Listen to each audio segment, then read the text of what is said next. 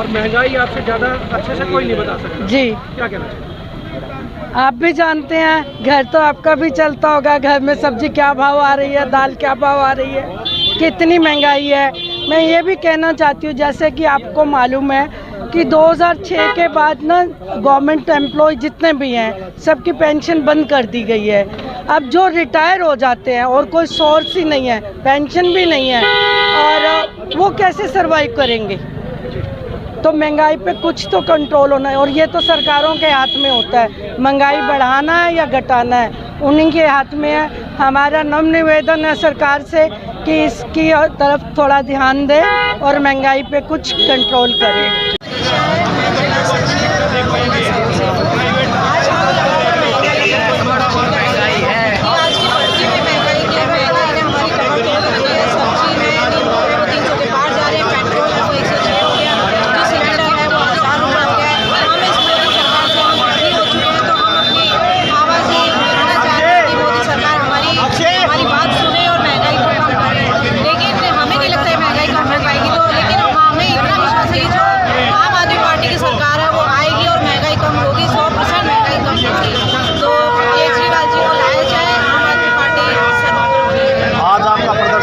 जी हाँ, आज हमारा यही उद्देश्य था कि महंगाई के ऊपर, कि महंगाई कम होनी चाहिए, क्योंकि जो गरीब वर्ग है, वो निम्न वर्ग है, मध्यम वर्ग है, वो बिल्कुल टूटता जा रहा है। महंगाई के लिए क्या खाएगा, क्या बचाएगा, क्या कमाएगा, वो कुछ समझ नहीं आ रहा। जैसे आज आप भी विपक्ष में हैं तो आप लोग भी प्रदर्शन कर रहे हैं, ऐसे ही जो सत्ता पक्ष बीजेपी पार्टी थी वो भी ऐसे ही प्रदर्शन करती थी महंगाई के खिलाफ, लेकिन सरकार आने के बाद महंगाई निरंतर बढ़ रही है, तो ऐसा क्या फर्क पड़ रहा है?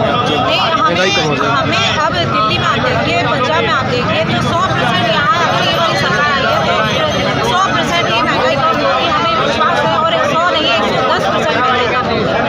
कैसे कम होगी? कैसे आपको लगता है कि महंगाई कम हो जाएगी अगर आम आदमी पार्टी की सरकार बनती है तो? आम आदमी पार्टी सरकार क्या है कि जो दूसरी सरकार है वो लोगों का पैसा वसूल करके अपने पास इकट्ठा करने के लिए ऐसी सरकार ली है, ये पैसा इकट्ठा लोगों का पैसा लोगों के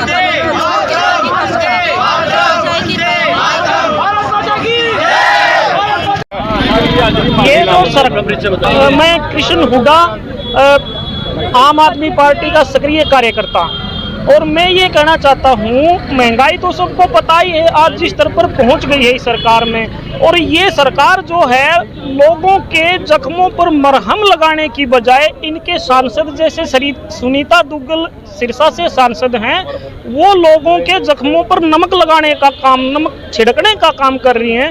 वो लोगों को ज्ञान पेल रही हैं, ज्ञान झाड़ रही हैं कि आप जो है भैंस के गोबर से उपले बनाओ और उपलों से अपना घर चलाओ, आपको गैस सिलेंडर वगैरह की कोई ज़रूरत नहीं।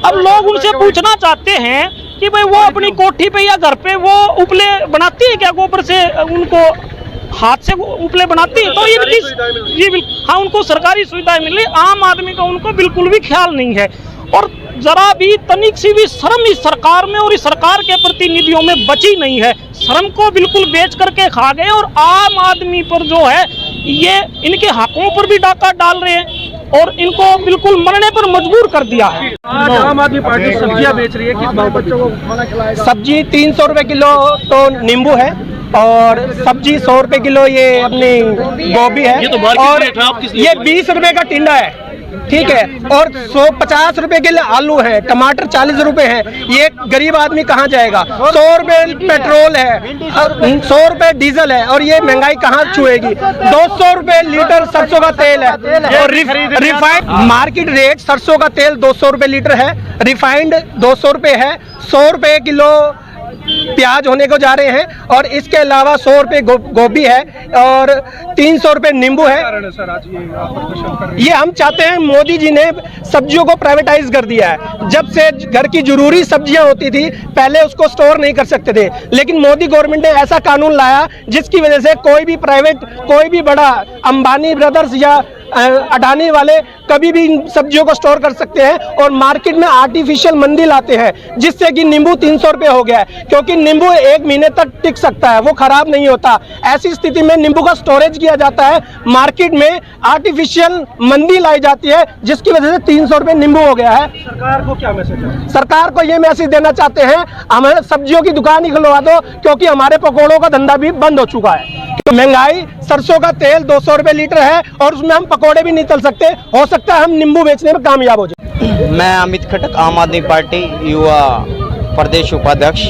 आज हमने भाई लवलीन, हमारे प्रदेश प्रवक्ता भाई लवलीन टुटेजा जी की अध्यक्षता के अंदर हमने आज महंगाई के ऊपर प्रदर्शन किया है और हम जो खट्टर सरकार है उसको ये बता देना चाहते हैं कि जिस प्रकार से महंगाई की चरम सीमा पर चल रही है महंगाई, तेल 200 रुपये लीटर हो गया है, पेट्रोल 100 पार हो गया है, सब्जी के रेट जो है 100 के पार हो गए हैं। तो ये खट्टर सरकार को मैं कहना चाहता हूँ, आप तो सरकार के अंदर बैठकर फ्री की सब्जियाँ खा रहे हैं। आप एक आम व्यक्ति की जो परेशानी है उसको अच्छी तरह से समझे और सरकारी खाना छोड़ दे। अगर आप भी एक रेहड़ी से खरीद कर दिखा दे और 100 रुपये लेके जाए और मैं 100 रुपये लेके किसी रेहड़ी पे सब्जी लेने जाए, मैं आपको बता देना चाहता हूं कि 100 रुपये में आपको कुछ नहीं मिलेगा, खाली हाथ घर पे आओगे। अगर आपके अंदर हिम्मत है तो हम एक आम आदमी, हम आपसे ये कहते हैं कि मार्केट से सब्जी खरीद कर दिखाएं और आप मीडिया पे आके दिखाएं कि हमने सब्जी खरीदी है और एक दिन जो सब्जी खरीद के हमने खाई है।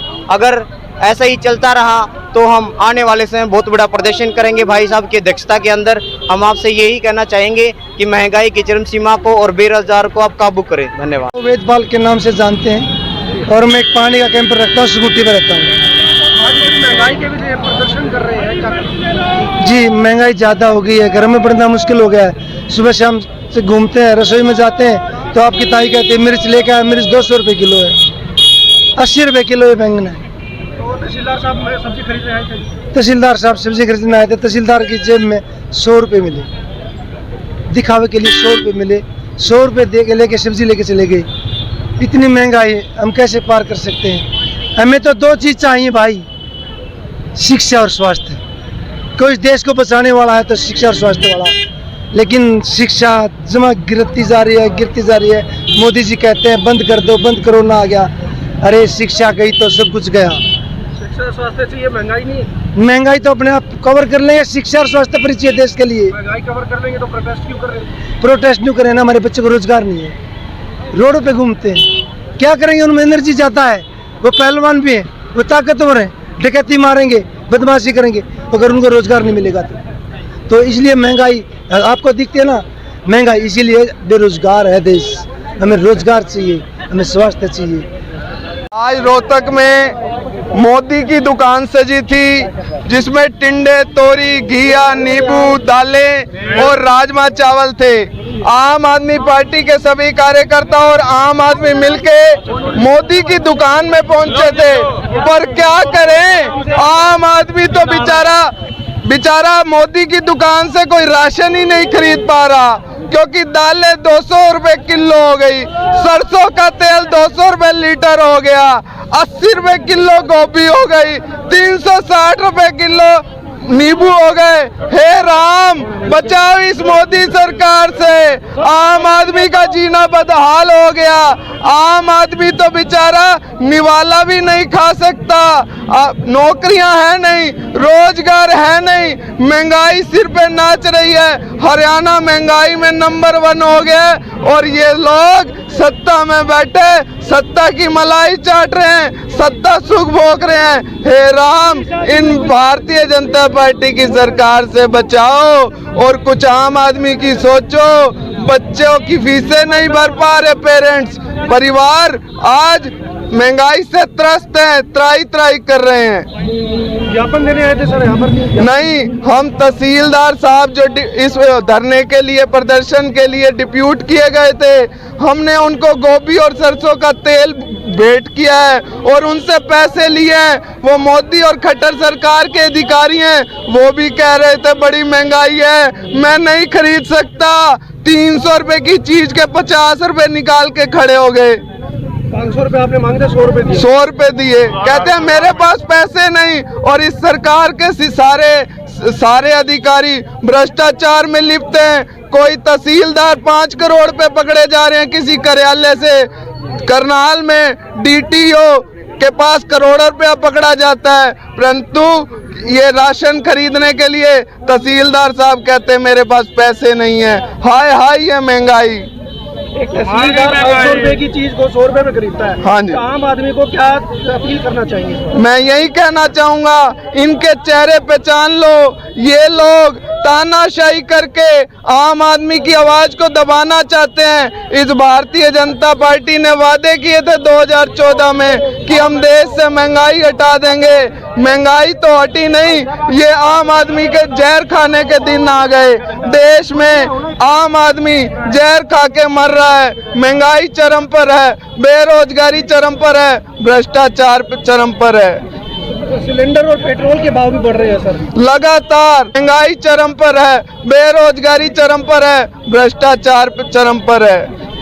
सिलेंडर और पेट्रोल के भाव भी बढ़ रहे हैं सर। लगातार आम आदमी का जीना बहाल है। इनकी एक सांसद कहती है कि गोबर और लकड़ी से रोटी पका लो, सिलेंडर की जरूरत ही नहीं पड़ेगी। ऐसे संवेदनशील भावनाहीन लोग आज सत्ता में बैठे हैं, सत्ता की मलाई चाट रहे हैं, जिसको आम आदमी की कोई फिक्र नहीं है। उज्ज्वला योजना के अंतर्गत उन्होंने मुफ्त में सिलेंडर तो एक बार दे दिए हैं, लेकिन क्या वो उनका एक सिलेंडर दिया हुआ सारी उम्र सारी महिलाओं को गैस की सुविधा दे सकता है? 1000 रुपए में किस तरह से महिला गैस का सिलेंडर यूज कर सकती है? योजनाएं चलाते जरूर हैं, लेकिन उनका लाभ किसी को भी नहीं मिलता है। 1000 रुपए का सिलेंडर आम गृहिणी किस तरह से आज खरीद सकती है? उसी तरह से सब्जी के भाव, तेल के भाव, डीजल पेट्रोल के भाव, स्कूल की शिक्षा, स्कूल के ऊपर कितने पैसे हमारे खर्च होते हैं, सरकार का किसी भी तरफ कोई ध्यान नहीं है। ना महंगाई की तरफ है, ना आम आदमी के अच्छे जीवन की तरफ है। उनको सिर्फ अपनी सुविधाओं से मतलब है, किसी भी तरफ से कोई ध्यान नहीं दिया जा रहा है आम आदमी के लिए। सर, श्रीलंका के अंदर जो इस वक्त हालात है उसके लिए यहाँ पर आम आदमी पार्टी को जिम्मेदार माना जा रहा है। कह रहे हैं कि वो अगर फ्री करेंगे तो अर्थव्यवस्था और इस तरीके के हालात बनेंगे। मैं कह रहा हूँ ये मोदी सरकार जो आज श्रीलंका को पैकेज देने के लिए पहुंची, मोदी जी खुद गए श्रीलंका के अंदर कि हमसे पैसा ले लो, परंतु उनके खुद देश का एक प्रांत जब सहयोग मांगने गया, जो रिवेन्यू देता है केंद्र की सरकार को, उसको रिवेन्यू देने, उनको उन सहयोग राशि देने से मना कर गया। ये लोग भेदभाव की और द्वेष की राजनीति करते हैं, केवल और केवल सत्ता सुख भोगना चाहते हैं। आज श्रीलंका जो 93% जीडीपी आज डूब गया है, हर देश की जीडीपी 85% कर्ज में है।